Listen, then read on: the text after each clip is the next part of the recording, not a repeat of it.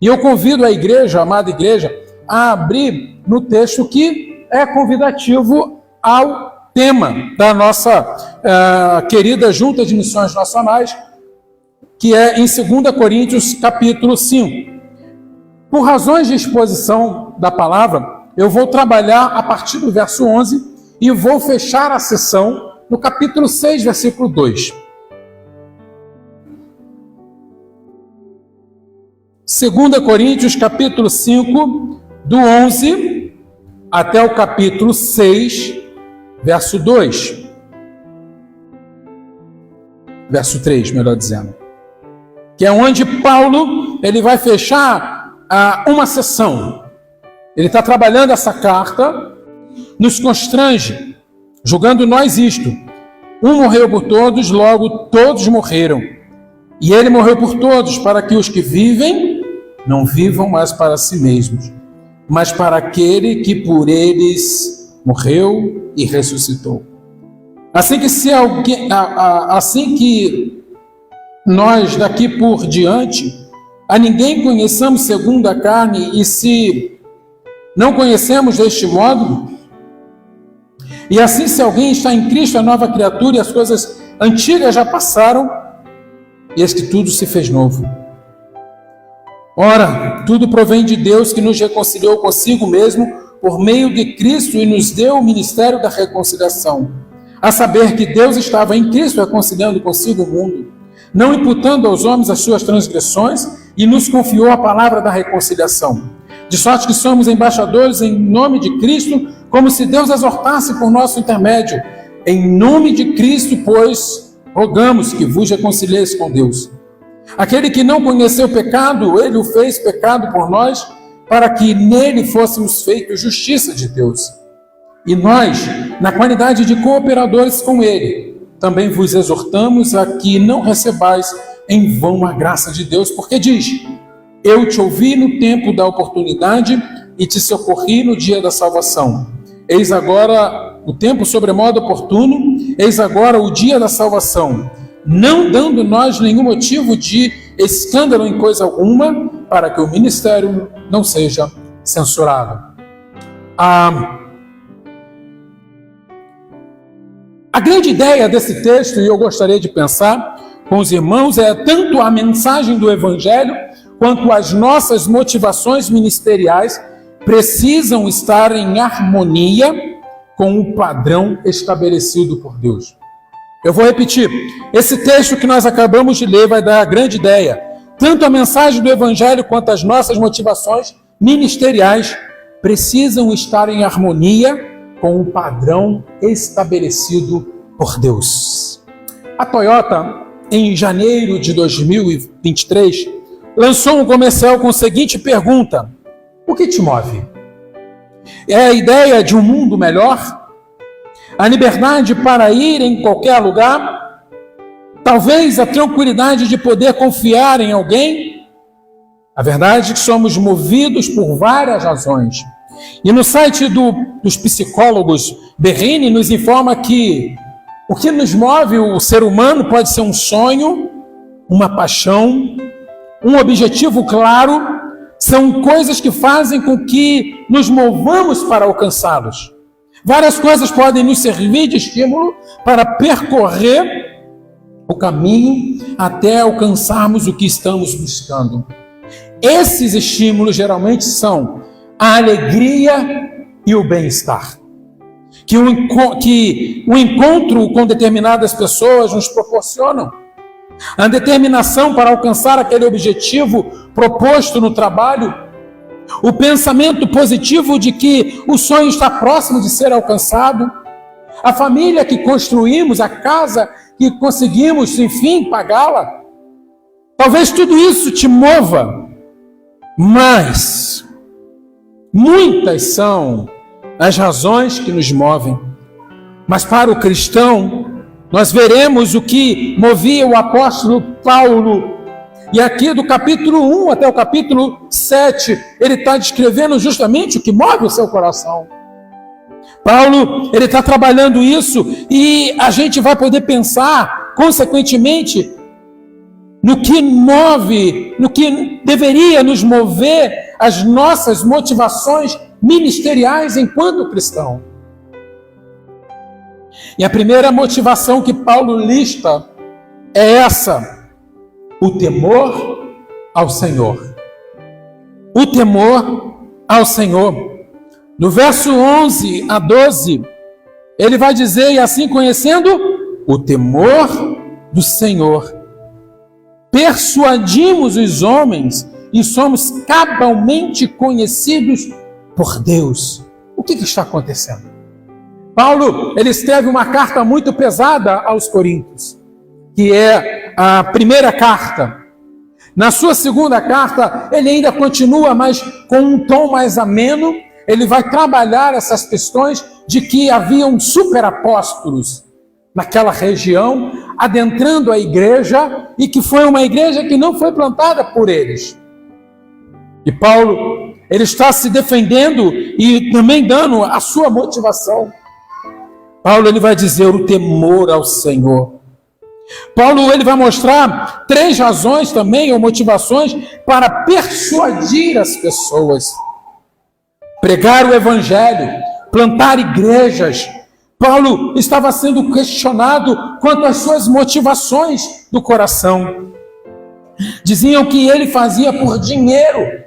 Mas lembre-se que em primeira carta aos Coríntios, capítulo 9, Paulo ele vai listar todo o seu direito para poder receber daquela igreja, porque ele plantou aquela igreja, ele foi o apóstolo daquela gente. Mas ele abriu mão do seu direito. A motivação de Paulo não era o dinheiro, a motivação de Paulo não eram os louros, a motivação de Paulo era diferente daquele superapóstolo, como ele vai dizer no capítulo 12. Do verso 1 em diante, Paulo, ele começa a apresentar essa motivação que fazia seguir diante na pregação do evangelho. O que te move, Paulo? A gente poderia perguntar, e ele vai responder que o que Paulo começa a dizer aqui é uma continuação do versículo anterior. O versículo 11 começa: e assim. E assim o que, Paulo? Ele está remetendo ao versículo anterior, no versículo 10, que vai dizer: porque importa que todos nós compareçamos perante o tribunal de Cristo, para que cada um receba segundo o bem ou o mal que tiver feito por meio do corpo. O temor ao Senhor era que movia Paulo a pregar o evangelho, a plantar a igreja, a seguir identificando aquela gente que Jesus de fato transformava o coração ou os corações. Mas o temor de Paulo residia não no medo terrível daquele dia, mas no temor reverente, porque ele sabia que ele ia prestar conta diante do Senhor de tudo que ele fez. Aqui fica uma dica para nós. O que nos move? Já quero trabalhar a primeira aplicação, que o que deve nos mover é o temor ao Senhor. Sabe por quê, queridão, queridona? Porque um dia, assim como está escrito no verso 10, e isso é a pura verdade, porque foi inspirado pelo Espírito Santo, nós vamos comparecer ante o tribunal de Cristo. E a gente vai ter que prestar conta do bem e do mal que fizemos com nossos corpos. Ou enquanto nossos corpos não glorificados. Isso movia Paulo, e Paulo, ele estava aficionado por isso, apaixonado por isso. É por isso que ele evangelizava, é por isso que ele plantava igreja, é por isso que ele sofreu açoite, é por isso que ele sofreu naufrágio, é por isso que ele apanhou 3 quarentenas menos uma de açoites. É por isso que ele foi para a prisão, ficou com o pé no toco, porque ele tinha o temor do Senhor. Esse era o Paulo. Esse era o Paulo. O que te move, Paulo? O temor ao Senhor. Um temor reverente. Toda a sua vida e ministério estará diante de Deus. É por isso que Paulo tinha esse temor. E é por causa dessa convicção que Paulo persuade os homens. Talvez aqui a ideia de persuadir seja uma ideia meio negativa. Mas Paulo tem uma razão para poder usar essa palavra aqui e em Gálatas. Há duas maneiras para essa persuasão dos homens. A primeira é que ele teria uma certeza de que prestaria contas a Deus de tudo que ele fez. Por isso, ele persuadia os homens. E uma base para isso é, por exemplo, Colossenses 1,18, que vai dizer: a quem anunciamos, Paulo falando, admoestando a todo homem e ensinando a todo homem em toda sabedoria, para que apresentemos todo homem perfeito em Jesus Cristo. Tem muito mais outros textos que vai corroborar para esse temor de Paulo, o temor ao Senhor de Paulo, porque ele sabia que ele teria que apresentar. É por isso que diante de nós, pastores, o peso vai ser maior. Porque nós, pastores, teremos que dar conta daquilo que nós fizemos com as nossas ovelhas. Mas não se engane, o ministério não é só para pastor. O ministério é para você que está sentado aí também. E também pelo testemunho de Lucas em Atos, por exemplo, Atos 9, 20 a 22, Lucas narrando, vai dizer: e logo na sinagoga pregava a Cristo que este é o Filho de Deus. E todos os ouviam, e todos que o ouviam estavam atônitos e diziam: não é este que em Jerusalém perseguia os que invocavam este nome? E para isso veio aqui, para os levar presos aos principais dos sacerdotes? Saulo, porém, se esforçava muito mais e confundia os judeus que habitavam em Damasco, provando que aquele era o Cristo. Paulo não se importou com a sua reputação inicial de perseguidor. Paulo, ele temia ao Senhor, que ele ainda assim, e mesmo assim, avançava pregando o Evangelho. A pregação do Evangelho não é só para Paulo, a pregação do Evangelho não é só para o pastor Elias, a pregação do Evangelho não é só para o pastor Fábio, a pregação do Evangelho é para quem é ministro. E você é ministro de Deus. Talvez não no púlpito, mas na vida lá fora. O texto, ele continua. Paulo, ele procura remover barreira, vencer preconceitos e ignorâncias, convencer através de argumentação e testemunho e pela pregação honesta e franca do Evangelho. Meus queridos, nós estamos numa cidade onde há pelo menos uns 80% das etnias aqui alocadas em Foz do Iguaçu são de povos não alcançados, onde o Evangelho está difícil de penetrar. E nós temos a chance, a oportunidade de pregar o Evangelho para essa gente de maneira honesta. Se eu fizer um levantamento aqui, talvez na escola, na faculdade, no seu trabalho, não sei, sua vizinhança, você possa conhecer um muçulmano. E não se engane, quando ele fala que ama Jesus, não é o Jesus que você está pensando que é. Não é o seu Jesus. Porque ele vai dizer que Jesus é o grande profeta. Está chegando a época do Natal, eles vão botar lá em árabe, claro, né? Nós agradecemos o nascimento de Jesus. Só que depois da palavra Issa, porque ele não bota não Yeshua, ou Yeshua Amessir em árabe, ele vai botar Issa Ibn Maria, ou seja, filho de Maria, porque ele só quer dizer para você e para mim que ele crê em Jesus somente como homem. Mas se você falar que ele é o Cristo, o Filho de Deus vivo, aí você arranjou uma inimizade muito grande. O que te move? O que move Paulo? Paulo, ele tinha esse pensamento. A segunda maneira de entendermos a persuasão, porque Paulo persuadia os homens, é que Paulo poderia estar antecipando a sua própria defesa de seu estilo ministerial que virá na sequência desse texto. E ele estaria enfatizando o que a persuasão que ele pratica não tem métodos dúbios. É uma persuasão direta. e franca, e é desempenhada, sobretudo, lembre-se, no temor do Senhor. No temor do Senhor. E o texto prossegue: somos cabalmente conhecidos por Deus. Versículo 11, parte B, Paulo apela para a consciência dos seus leitores, esperando que eles também reconheçam essa integridade. Porque os superapóstolos, os falsos mestres, estavam adentrando a igreja e ele estava preocupado com isso. E eles traziam cartas de recomendação, e Paulo vai dizer: eu trouxe cartas de recomendação para vocês? Eu estou apelando para a consciência de vocês do que eu fiz. Eu não sou esse falso profeta. Eu não sou esse falso apóstolo. Ele está se defendendo de uma crítica que poderia estar vindo já.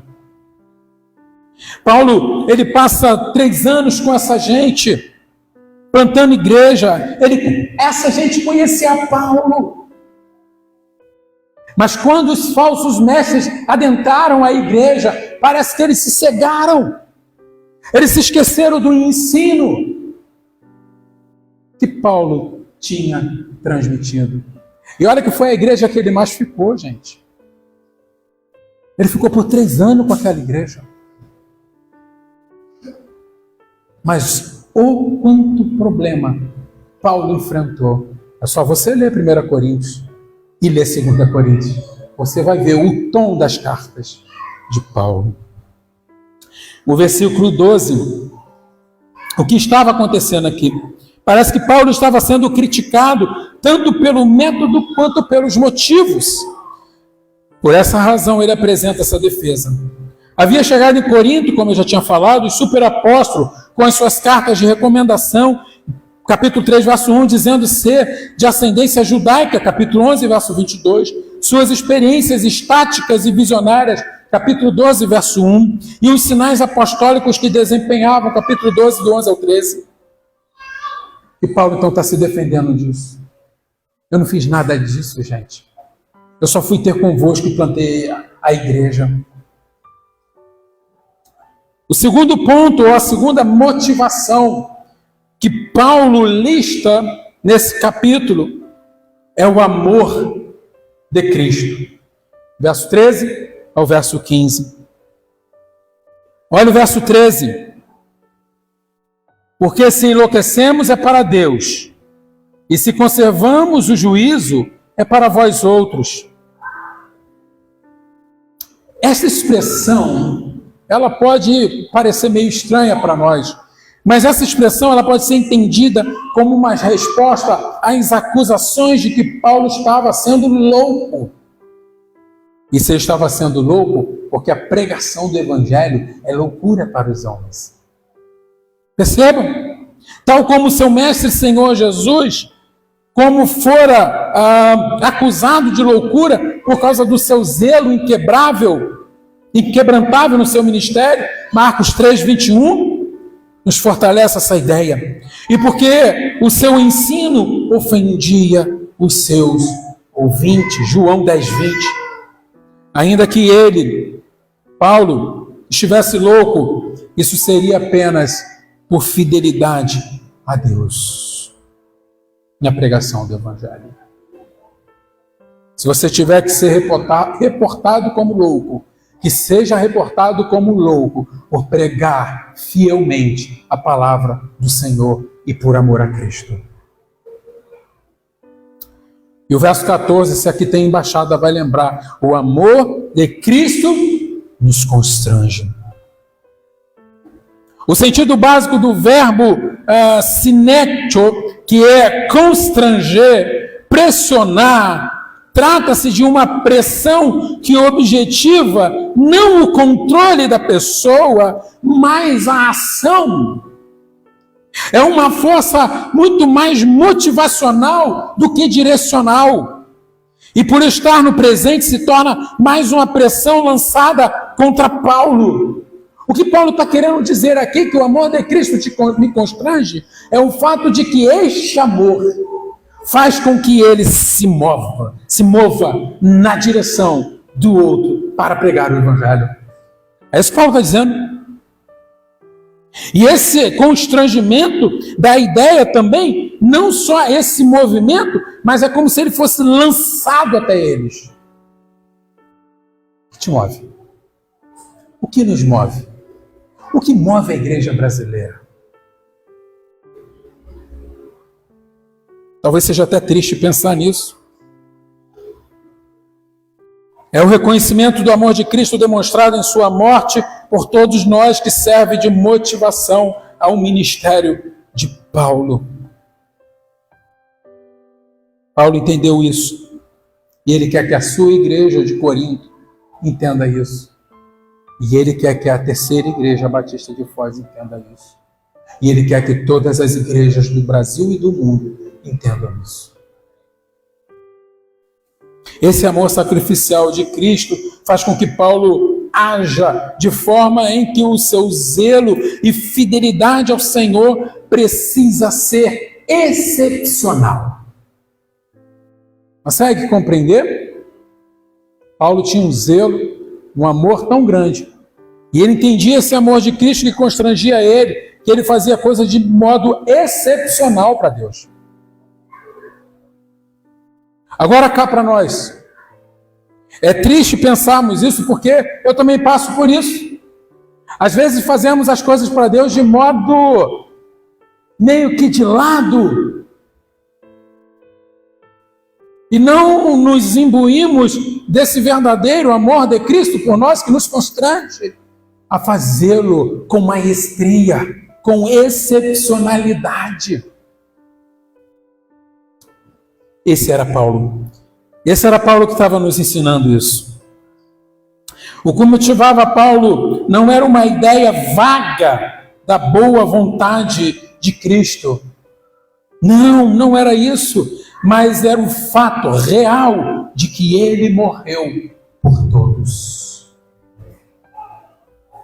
Só este fato excepcional do amor de Cristo explica o modo satisfatório e tremendo poder motivacional de Paulo. Mais para frente nos dará muito mais indícios na morte de Cristo, como nos versos do 18 a 21, que nós veremos daqui a pouco. No verso 15, ele vai dizer para nós que há um propósito na morte de Cristo, que ele começa de forma negativa. Ele morreu por todos. Veja lá o verso 15. E ele morreu por todos, para que os que vivem, não vivam mais para si mesmo. E depois agora ele muda e coloca agora uma forma positiva. Mas para aquele que por eles morreu e ressuscitou. Quando Paulo pensa que Cristo morreu para todos, a gente precisa ter um cuidado aqui. E aqui é um cuidado doutrinário, que é o inclusivismo. Ok? Porque todos aqui, ele está agora com um pouquinho mais à frente da leitura, ele está restringindo quem são esses todos. Está aqui, nós acabamos de ler, por aqueles, verso 15, por aqueles que por eles morreu e ressuscitou. Senão não haveria razão de nós estarmos aqui adorando o Senhor. Não haveria. Porque Deus amou o mundo de tal maneira que deu o seu Filho unigênito para que todo aquele que nele crê não pereça, mas tenha vida eterna. Ah, mas ele amou o mundo. Sim. Aquele que crê. Para aquele que crê. E isso eu creio veementemente que inclui eu e você. Nós aqui. No verso... nesse verso 15 também, essa consciência do caráter excepcional do amor de Cristo por nós, nós o amamos e desejamos viver para Ele, e ao percebermos que Ele nos ama, como descrito em Gálatas 2:20, já estou crucificado com Cristo e vivo não mais eu, mas Cristo vive em mim. E a vida que agora vivo na carne, vivo-a na fé, ou vivo-a pela fé do Filho de Deus, o qual me amou e se entregou a si mesmo por mim. O amor de Cristo, o temor ao Senhor, movia Paulo a pregar o Evangelho, a plantar a igreja, a evangelizar. Isso que movia Paulo. Mas há uma terceira motivação que Paulo lista. que é a nova consciência em Cristo, versos 16 a 17. Paulo, ele vai dizer o seguinte: assim que nós daqui por diante a ninguém conheçamos segundo a carne, e se antes conhecemos a Cristo segundo a carne, já agora não o conhecemos desse modo. O que Paulo está querendo dizer aqui? Ele agora tem uma nova consciência em Cristo. Perceba você que Paulo, ele aqui está tratando uma ideia de que, como ele conhecia a Cristo. Como é que Paulo conhecia Cristo? Como um falso profeta, como um charlatão. Tanto que ele conhecia dessa forma que ele tornou-se o quê? Perseguidor. E ele queria banir essa seita, entre aspas, que estava se iniciando entre o judaísmo. É ou não é verdade? É isso que Paulo está falando aqui. Antes a gente conhecia Cristo dessa forma. Como é que você conhecia Cristo? Como é que eu conhecia Cristo? Como é que os muçulmanos conhecem a Cristo? Mas o que Paulo vai dizer é que essa nova consciência, quando ele conhece o próprio Cristo, ele vai dizer que se alguém está em Cristo, nova criatura é, as coisas velhas já passaram. Esse texto, via de regra, nós remontamos a nós no momento talvez do batismo, mas aqui o recado é muito mais abrangente. Aqui a ideia é de que a minha consciência muda em Cristo Jesus.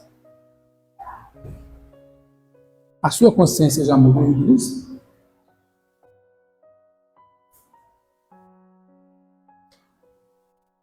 Paulo, ele mostra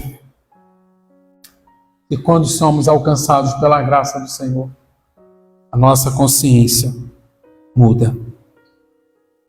A gente não olha mais para Cristo como um falso profeta ou apenas um homem, um carnal e talvez até enganoso. Ou seja, ele utilizava critérios humanos e chegava à conclusão errada. Paulo, antes de sua rendição a Cristo, acreditava que os seus seguidores tinham que ser banidos do mundo. Como até hoje é. Como até hoje o pessoal acha que devemos ser banidos do mundo. Fala-se tanto em perseguição religiosa, desde que não seja o cristianismo. Porque para o mundo, o cristianismo está vivendo a mil maravilha.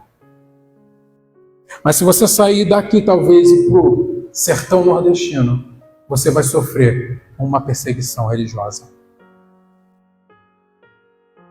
Os seus irmãos brasileiros, nossos irmãos.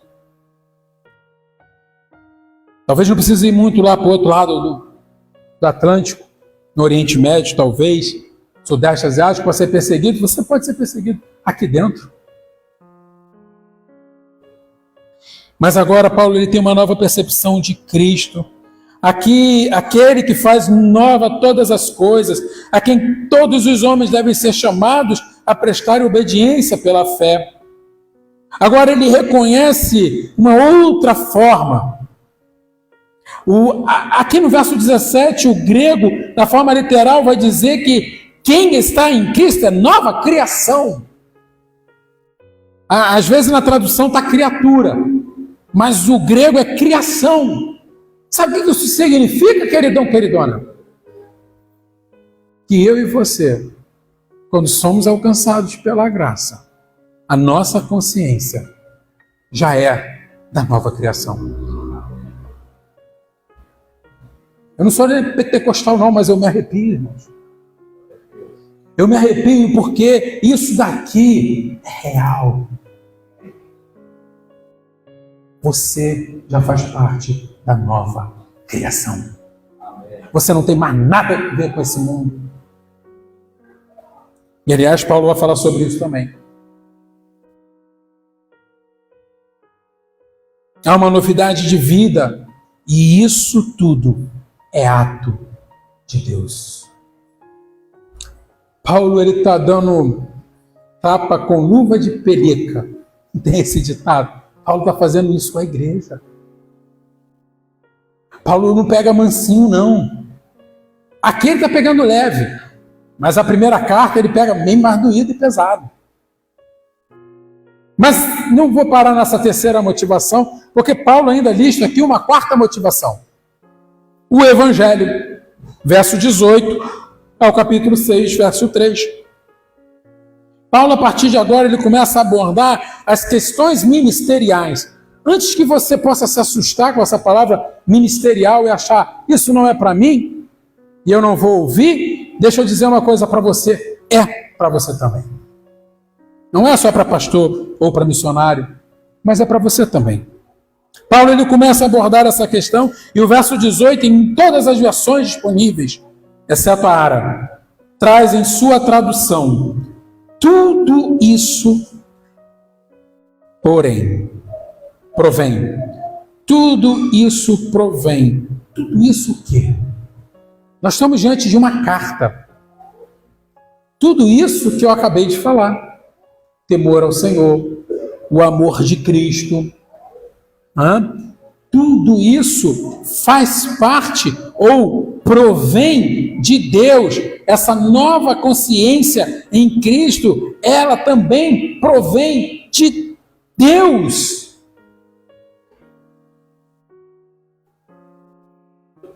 Tudo isso provém. Tudo isso que ele acabou de falar. A morte de Cristo, a nova vida, a nossa salvação, ter o temor de Deus, ter uma nova perspectiva de quem é Cristo, tudo isso provém de Deus. Absolutamente nada, mas nada parte de nós aqui. Nesse bloco, do 18 ao 6, do 18 ao 21, a palavra que mais se destaca na leitura, em 4 versos, e que aparece 5 vezes, é a palavra reconciliação. Eu não sei se você notou isso, mas reconciliação é o termo teológico que significa conduzir à harmonia. A morte de Jesus nos conduziu a um lugar que podemos ter harmonia com Deus, em que o perdão pode fluir, mas tem a dimensão da experiência na reconciliação. Devemos viver em harmonia com Deus, refletindo em nós a justiça de Deus. Essa pequena sessão, a palavra é reconciliação.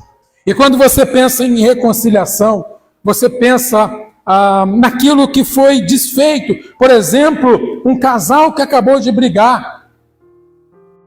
Pensa-se na reconciliação. Então aqui há uma necessidade de reconciliação. Versículo 19. A saber que Deus estava em Cristo reconciliando consigo o mundo, não imputando aos homens as suas transgressões, e nos confiou a palavra de reconciliação. Essa palavra transgressão, ela interrompe a comunhão com Deus. Deixa eu te lembrar que essa comunhão, ela foi quebrada lá no Jardim do Éden, capítulo 3 de Gênesis. O homem tinha livre acesso com Deus, mas essa transgressão que ele cometeu rompeu o relacionamento. E há de ter uma possibilidade agora de falar com Deus. E nesse mesmo capítulo de Gênesis, capítulo 3, vocês podem perceber que Adão e Eva cozeram folhas para tapar as suas vergonhas, as suas culpas, os seus medos, mas Deus, ao final, Ele faz roupas de pele de animal. Sabe o que isso significa? Significa que Deus, a Trindade, está apontando para o sacrifício. Está apontando para o Evangelho. Está apontando que não adianta eu cozer folhas de figueira, porque não é comigo que vai acontecer. Não sou eu que vou resolver o problema. A transgressão foi feita por mim. Foi feita por nós. E o que a gente espera no momento da reconciliação é que aquele que quebrou o pacto, que quebrou o relacionamento, é que vem até nós pedir desculpas, é ou não é? Só que essa é a visão humana. Essa é a visão humana. Porque aqui está bem claro que há uma necessidade de reconciliação. Mas acontece exatamente o contrário. parte que sofreu todo o dano resolveu se reconciliar. Oh, aleluia!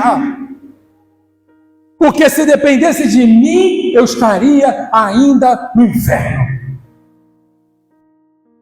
Mas o próprio Deus, em que eu lancei toda a culpa, toda a minha desobediência, toda a minha humilhação em cima dele, eu agora preciso dessa reconciliação. Mas Cristo falou, eu sofri, eu vou me reconciliar. Parte dele. Reconciliou consigo mesmo. Presta atenção de quem toma a iniciativa.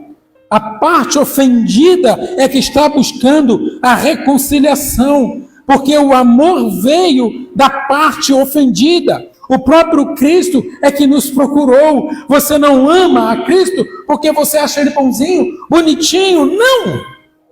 1 João capítulo 4, versículo 19 vai dizer, nós o amamos a ele porque ele nos amou primeiro.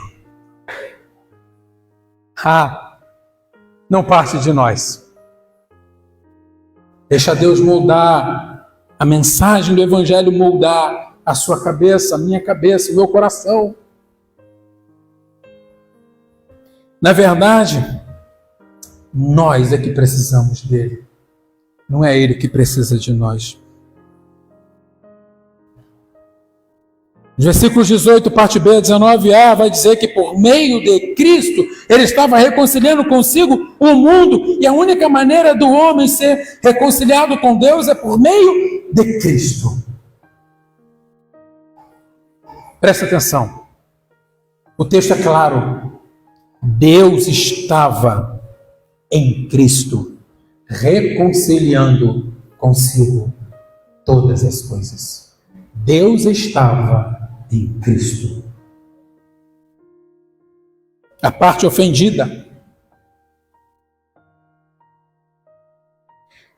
De forma que não há outro meio de se religar a Deus se não for por Jesus. João 14,6, o próprio Jesus disse, em que João declara, disse-lhe Jesus, eu sou o caminho, a verdade e a vida. Ninguém vem ao Pai, senão por mim. Não é verdade o dito popular que todos os caminhos levam a Deus. Isso é uma falácia de Satanás, é uma mentira, é impossível. Paulo está tratando algo que estava acontecendo na igreja, irmãos. Não é a igreja A ou B, não são os superapóstolos, não é Maria, não é santo, não é fezinha ali ou fezinha aqui que vai fazer com que você se reconcilie com Deus. A reconciliação com Deus vem através de Cristo Jesus. É o único caminho. Versículo 19 e 21, ele vai dizer agora, não imputando aos homens. Olha que maravilha, irmãos.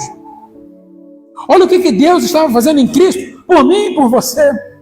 Ele não estava imputando em nós o pecado, a transgressão. Deixa eu te lembrar, quando ele estava na cruz e começou a dizer, Eli, Eli, lama sabachthani, Deus meu, por que me desamparaste? Ele estava ali clamando, porque o Senhor o abandonou na cruz. Porque todos os nossos pecados, passado, presente e futuro, estavam sobre o Cristo. E Paulo teve esse entendimento a partir de Damasco. E quando ele grita, Tetelestai, está consumado, ele disse, agora sim, meu Pai, está tranquilo, está resolvido agora a questão. Ele fez isso. Paulo sabe que o Senhor não colocou em conta o seu pecado agora. Mas por quê, pastor? Porque ele é uma nova criatura em Cristo Jesus. Porque se parar aqui fica muito bonito, né? Se não tiver essa solução, pequei, não tem problema, está em Cristo, não é bem assim. Paulo está dizendo, você precisa ser uma nova criatura. Aquele que não conheceu o pecado, ele o fez pecado por nós. Sabe Isaías 53, o servo sofredor? Estava tudo sobre ele. Sabe aquele teu pecado, queridão, queridona? Estava sobre ele. Estava sobre ele na cruz do Calvário. Mas ele estava reconciliando com ele, consigo mesmo, todas as coisas. Esse é o Deus maravilhoso. E ele vai dizer mais nesse verso: para que nele fôssemos feitos justiça de Deus. Deus não só transferiu o nosso pecado para o seu Filho, mas também ele pega a justiça do seu Filho e coloca sobre a nossa vida e nos torna agora justificados diante de Deus. E esse convite está para você no dia de hoje. Qual foi a oferta da reconciliação? Versículos 18, 19 e 20. E nos deu, e nos confiou, pois rogamos. Percebam o verbo que agora Paulo está trabalhando na carta. Ele está querendo dizer que Deus em Cristo nos deu, nos confiou, pois assim então rogamos. Ele nos deu essa mensagem, essa nova vida, para que a gente pudesse transmiti-la a outros. Era isso que Paulo estava falando com aquela igreja. E ele vai dizer mais: somos embaixadores por Cristo. Como se Deus por nós rogasse. Rogamos, pois, por Cristo que vos reconcilieis com Deus. Somos embaixadores. Quer saber? Paulo, ele tinha uma mente fantástica. E ele usa essa palavra embaixador porque ele sabe que embaixador ele representa o seu rei ou o seu chefe de estado na corte de outro. O embaixador ele não pode adquirir casa em outro país. Isso para nós tem uma aplicação muito grande, muito gigantesca. Porque eu e você não somos naturais dessa terra. Nós somos embaixadores de Cristo. A nossa casa, a nossa morada, ela é celestial. Ela é celestial. Somos embaixadores. Somos representantes de Cristo aqui em outra pátria. Pedro, o apóstolo Pedro, ele vai dizer na sua carta que nós somos forasteiros aqui. Parece até uma canção dos embaixadores do rei. Sou forasteiro aqui, em terra estranha estou, do reino lá do céu, embaixador eu sou. Meu rei e salvador, vos manda em seu amor as boas novas de salvação pregar. Resumiu os embaixadores. Resumiu. Que o Senhor implante, coloque em nosso coração, na nossa mente, esse temor de saber que vamos representá-lo ante o tribunal dele. Que o Senhor nos dê esse amor de Cristo no nosso coração, que venha nos constranger. Que o Senhor modifique a nossa mente, a nossa consciência, para que a gente possa ter um novo olhar sobre Cristo. E que a gente possa pregar o Evangelho. Eu quero listar aqui 4 aplicações para terminarmos. A primeira aplicação é o teor da mensagem do Evangelho, é a obra de Cristo na cruz. Pregar o Evangelho não é dizer somente Jesus eu te amo. Pregar o Evangelho não é chegar na rua e dar um abraço e sorrir. Pregar o Evangelho é a obra de Cristo consumada na cruz do Calvário. Faça uma pesquisa no livro de Atos. Quando foi que o povo rilhava os dentes, queriam tacar pedra, queriam matar os apóstolos, todos eles, inclusive os diáconos? Foi quando ele chegou exatamente no momento em que fala que esse Cristo ressuscitou dos mortos. Você não vai encontrar outra situação. Paulo, estás louco quanto a isso? Não, ó Festo, não estou louco. Estevão, e eu estou vendo agora, esse Cristo ressuscitado, esse Cristo ressurreto, está sentado à destra de Deus. E rilhavam os dentes contra ele, e pegaram em pedra e tacavam. Paulo e Silas foram para a prisão, porque falaram que Cristo é o Cristo, o ungido, aquele que havia de vir. Ele ressuscitou. Ele não só ressuscitou, mas agora ele vai trazer salvação para você. Arrependam-se e creiam no Evangelho. Segunda aplicação ou consideração, há uma necessidade urgente da proclamação do Evangelho. Daí eu tiro do verso 20. Somos embaixadores de Cristo. Existem 14 mil povos no mundo, dos quais 7 mil, mais ou menos a metade, já ouviram falar do Evangelho. Já foram alcançados pelo Evangelho.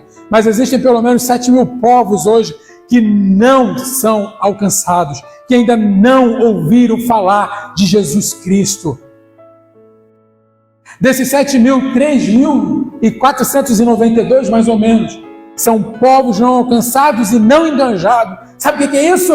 É povo que eu e você nem conhecemos. É povo que não tem um versículo da Bíblia traduzido.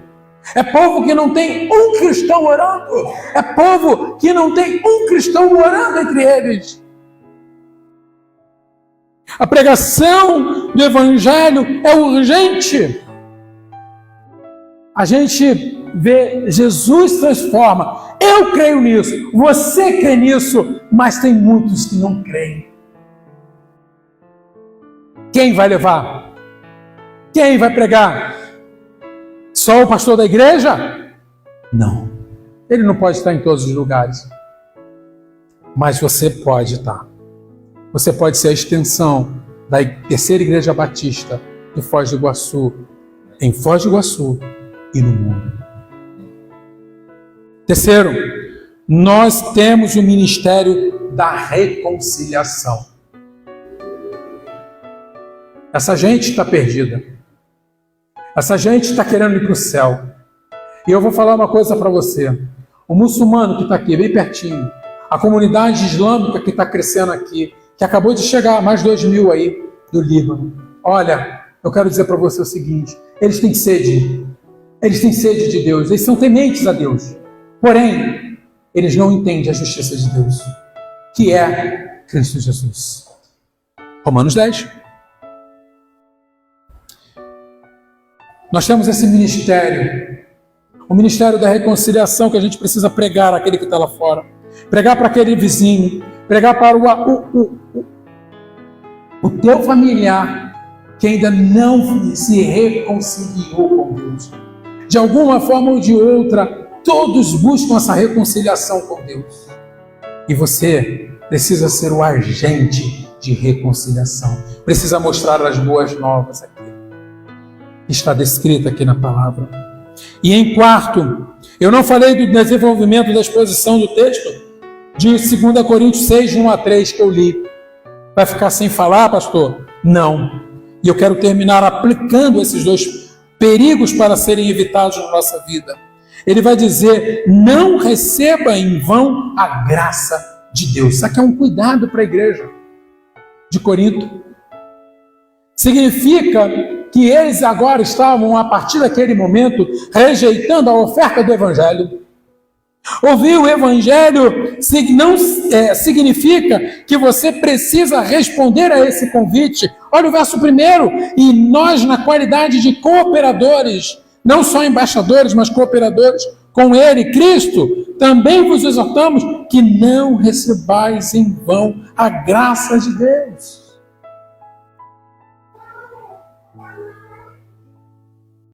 Que eu e você não venhamos a ter recebido em vão a graça, ou em vão a graça de Deus.